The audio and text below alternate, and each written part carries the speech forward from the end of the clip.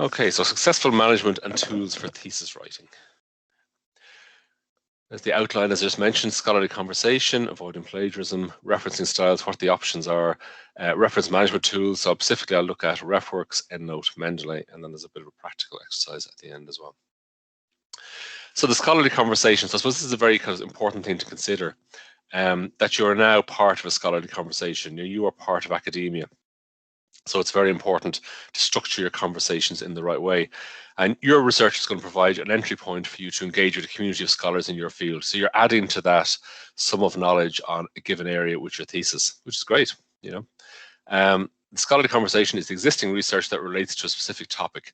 So when you're doing your research, what you want to do is to understand what has happened before, what research has been done, and how do you then position your research within that. So you're going to be looking at previously published materials, how it has influenced your research or thought on the topic. So you're going to, rather than just repeating information, you're going to integrate it into your thesis as part of the conversation. And when you begin researching, you enter into that conversation to find out what has already been said and to form your own argument. And that's really important, to actually have your own thoughts, to put your own spin on it when you're writing your paper.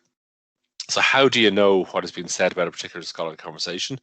So that's going to be the citations and sources. So you're going to be identifying key articles and books in your subject area. So you're going to be obviously reading those, and then you'll also be looking at the bibliographies in those. So you're kind of establishing where that author got their arguments from.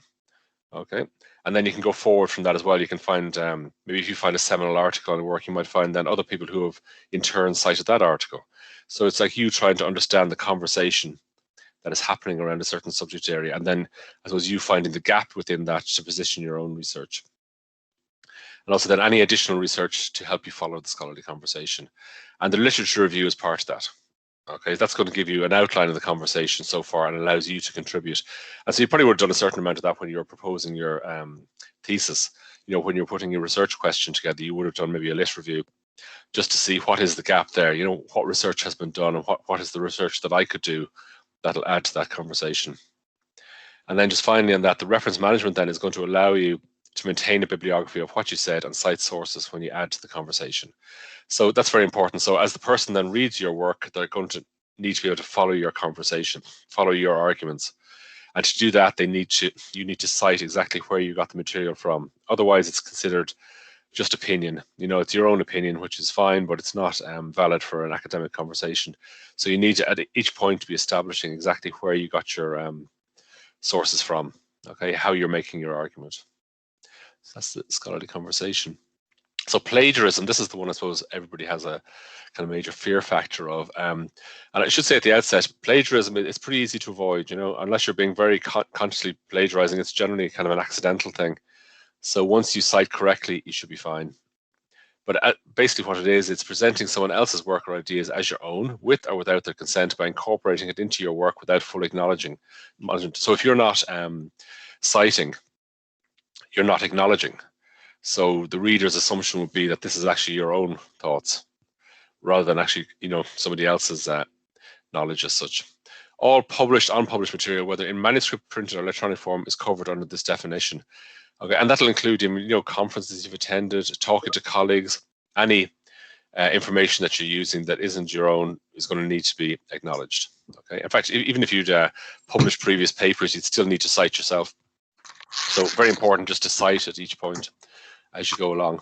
Okay, and in plagiarism, maybe intentional or reckless or unintentional. Generally, it is unintentional. It's usually kind of resulting maybe bad note taking, where you're not really remembering correctly where you got the information from, or you took maybe notes from a text and you think actually you've put your own spin on it and you haven't. It's maybe a direct quote and you haven't acknowledged that correctly. So how to avoid it? Good academic practices, develop your own voice and avoid close paraphrasing. Okay, and what I mean by the close paraphrasing is it's not just a question of moving words around. You have to show understanding. You have to incorporate the information into your paper. Developing your own voice, not just taking a piece of text and moving it around a bit. If you want to get good marks, you need to do more than that. Okay, and take good notes so you know where you sourced your information. That's a very common one. People will come into the library, trying to find out, oh, I found this article, I found this book. And and they'll give you a tiny bit of information thinking you'll know what it is, but you actually need to have good notes So you know exactly, you know, where you got your information from, who the author was. If it's edited, you know, who's the editor, chapters. If it's a journal, you need volume, issue, page numbers, all that kind of stuff, just so you can do proper citations and a bibliography when you're finished it. And using reference and citation to acknowledge others' work. So this is the vital bit. If you're using other people's work, which you are, you're going to need to reference that and cite it. Okay, very, very important. If you're not doing that, it is plagiarism, effectively. So if you want to know more on that, I have a link here, and I'll give you these slides. So this is one in Cornell University. This is an online tutorial, which is quite useful. And it'll just kind of define, like bits of it is very related to Cornell, but in general, it's useful just to give you an idea of the concept of plagiarism, how to avoid it. And they have a little online training thing at the end that you can use. A couple more here, Understanding Plagiarism. This is from Sheffield University. And this is the Minute Guide to Avoiding Plagiarism. And this is from the LIST classes that some of you might have attended at some point in your college career. So these are library information skills tutorials, and we have one there on plagiarism. And if you don't go through the link, you'll also find it in guides and tutorials and learning resources. And you can see that on the library homepage. Okay. So that's it. And these are just some examples of plagiarism. So for example, cloning, this is basically what it sounds like. You're copying other people's work, copying and pasting, find, replace. Some of you might use that, you know, changing words and phrases, but retaining the essential content of the source. That's still plagiarism. Remixing multiple sources, recycling, you know, borrowing from writers' previous work without citation. Okay, and that could be actually, you know, essays you've written. So you might think, well, what's wrong with me reusing an essay I've written already? Well, it's not really permitted, so I wouldn't advise that. I suppose you possibly could cite yourself, but it definitely needs to acknowledge. You can't just be making out this is a totally unique new piece of work. Hybrids, mashups, errors, including citations to non-existent, inaccurate information about sources. And actually be careful around that if you're using URLs in your referencing as well. As you may know, URLs change. So when you're getting an article, there's also a thing in there called a persistent identifier that you can get, which is kind of a shorter link, but it's persistent, so it'll always link to that article. Or some people use DOIs, possibly you've been told to use DOIs, which are digital object identifiers, which you'll find in some articles as well. And they're persistent links to that article, where say the URL isn't necessarily, it does change. So you might find that you won't be able to get back into an article if you just use the URL. Aggregators and retweets. Okay, so improper citation, but relies too closely on the text original wording and structure. So you're just reproducing somebody else's work. Okay, again, there's the link to the guide on that as well. Okay, MU and plagiarism. So if you do find yourself plagiarizing and it's intentional and it's been spotted, and I should say as well, plagiarism is very spottable. You know, if you're reading a paper, it's kind of often very easy to see how language changes and maybe a certain paragraph doesn't fit in. And also very easy to spot, obviously, if you're not citing correctly.